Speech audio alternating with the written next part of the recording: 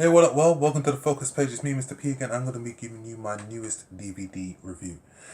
Now, the film industry, in my personal opinion, is in a terrible state.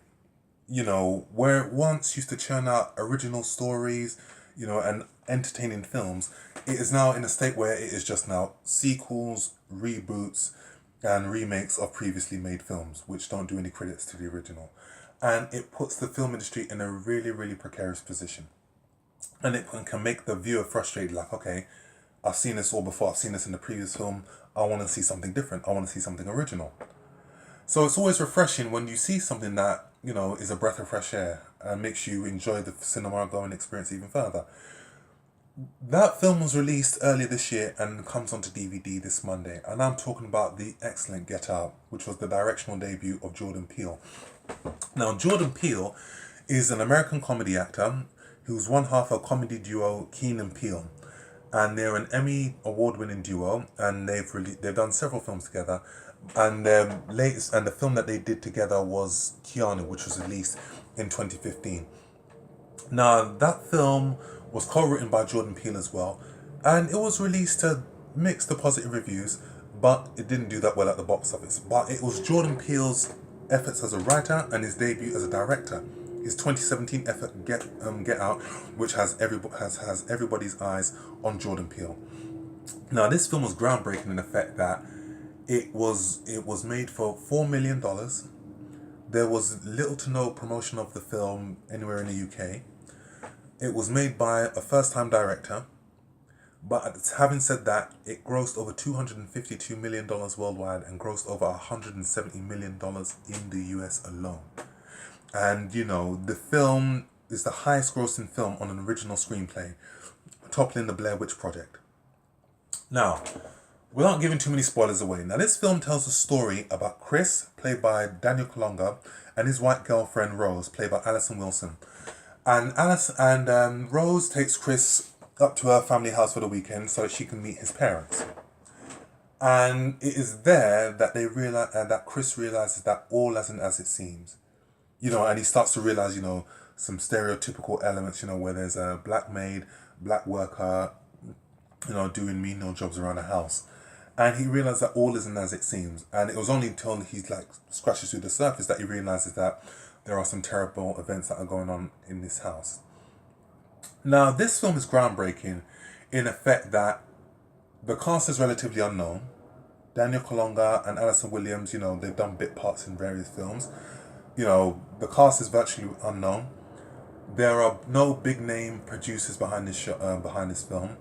Jordan Peele was a first time director, and yet it was still one of the best films of the year, and still one of the highest grossing films of the year. It wasn't like Tarantino's effort at Reservoir Dogs, where it grossed maybe like $5 million. Then he did his next effort, Pulp Fiction. This was Jordan Peele's first effort, and for me, the performances in this film and the film as a whole was just good. Really, really good.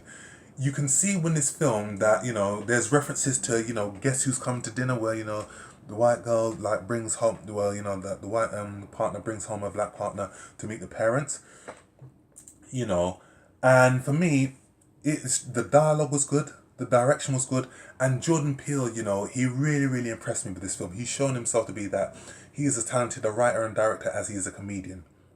And for me, this film is an amalgamation of so many things. It is not just a film about race. It is a comedy. It is a drama. It is a science fiction film. I wouldn't say it's a horror. I say it's more chiller. And I think it's also a social commentary film, and there's bits of satire in the film. And what I've liked about, I think the film is as entertaining as it is thought-provoking. And what I like the most about this film is that when the film confronts racial stereotypes and elements, it does some of those scenes in a very satirical manner, where it doesn't try to ram it down your throat, it doesn't try to preach it to you, it just does it in a very comical manner where you laugh but you still get the joke. And I think that was the same thing that I felt when I watched a landmark film which I urge you all to watch, called The Hollywood Shuffle, directed by Robert Townsend and co-written by Keenan Ivory Wayans, and it's about a black actor trying to make it in Hollywood and the stereotypes that they have to face and how to dispel those stereotypes as well. And the film is just a really beautifully shot film. And Jordan Peele is a revelation. He's shown that, he can do comedy, but he can also handle tension. He can also do thrills very well. And the whole film works beautifully. Lil Ray Howery, who plays Chris's friend in the film, he provides a lot of the comedy in this film. And the comedy works very, very well. The musical score in this film is good. Childish Gambino's film, what's it called? Stay Woke, Redbone, which plays out in the opening sequence, is a beautiful film. I downloaded that to my phone. I listen to that all the time. And there's just some really, really great musical compositions in this film. But the star of this film is really Jordan Peele, who's put together a really, really beautifully shot film and a very well told film as well. That is thought-provoking and makes you think. Now, the success of this film has earned Jordan Peele a 2-year film deal with Universal Pictures under his Monkey Paw Productions. And for me, he's got another film planned in 2019. And I hope that, as much as I like Get Out, that it doesn't follow the same pattern as Get Out. I hope that he does something that's different. I hope he shows that he's got various strings to his bow, and I hope that he builds up a very, very strong, productive, and successful career, which is filled with a diverse body of work. I hope that his career doesn't go the same way as, say, M. Night Shyamalan's. In '99 he brought us The Sixth Sense, which had a wonderful twist in the tail. Then he did like Unbreakable, and then after that, his film just went into decline. The twist element started getting stale, and the storytelling just was getting weak. And I don't think he hasn't been the same since. And I hope he comes back for us at some point. But on the whole, this is one of the most entertaining films that you will see, and it's one that's in my DVD collection. When I get it, and it's coming out on Monday, and it's one that I urge you all to see as well.